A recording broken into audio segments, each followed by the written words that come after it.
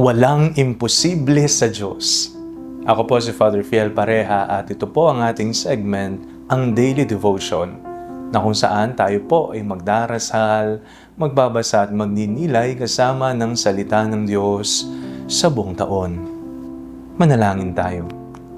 Sa ngalan ng Ama, ng Anak at ng Espiritu Santo. Amen. Halina, banal na Espiritu, liwanagan mo ang aming puso at isip, nang maunawaan at may sa buhay namin ng iyong salita. Amen. Our Bible passage for today is from the book of the Acts of the Apostles, chapter 5, verses 17 to 26, and I read it for you. Then the high priest took action, he and all who were with him, that is, the sect of the Sadducees, being filled with jealousy, arrested the apostles and put them in the public prison. But during the night, an angel of the Lord opened the prison doors, brought them out, and said, "Go, stand in the temple and tell the people the whole message about this life." When they heard this, they entered the temple at daybreak and went on with their teaching. When the high priest and those with him arrived, they called together the council and the whole body of the elders of Israel, and sent to the prison to have them brought. But when the temple police went there, they did not find them in the prison. So they returned and reported, "We found the prison securely locked and the guards standing at the doors. But when we opened them, we found no one inside." Now, when the captain of the temple and the chief priests heard these words, they were perplexed about them, wondering what might be going on. Then someone arrived and announced, "Look, the men whom you put in prison are standing in the temple and teaching the people."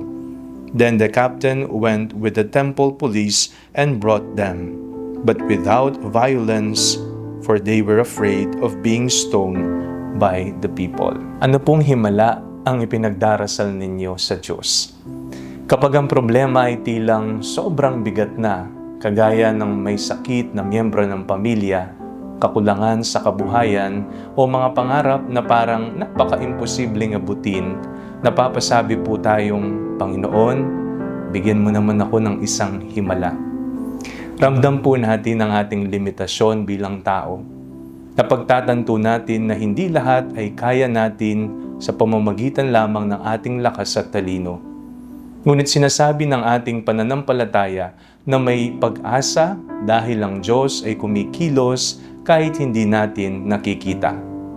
Sa ating pong pagbasa ngayong araw, nakita natin ang mabigat na karanasan ng mga apostol.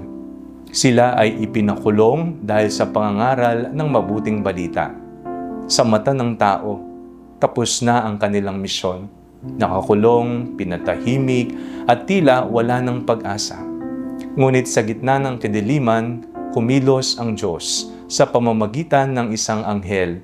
Sila'y pinalaya at inutusang magpatuloy sa pangangaral. Isang himala ang nangyari.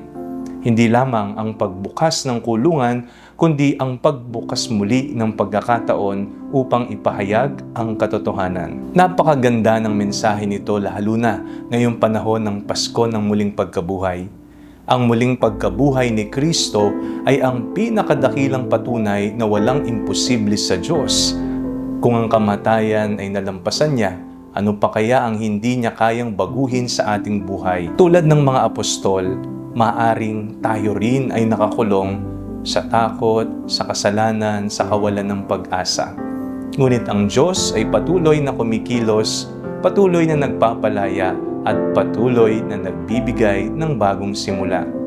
Ang hamon sa atin ay magtiwalang palagi.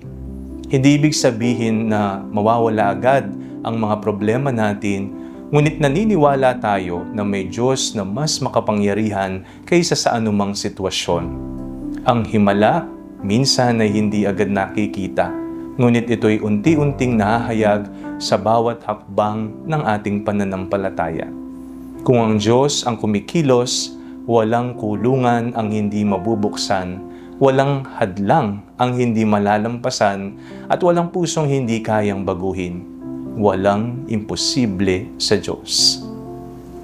Manalangin tayo. Panginoon, sa mga sandaling kami pinanghina ng loob, palalimin mo ang aming pananampalataya sa iyo.